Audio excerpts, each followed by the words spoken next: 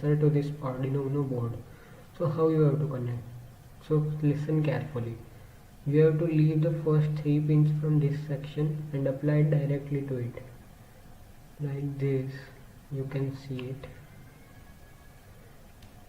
I have left first 3 pins, and then to ground 13, 12, 11 I have connected the ultrasonic sensor directly.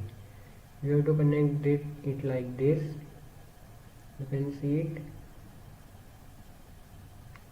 You have to connect it like this only. There should be no mistake in this.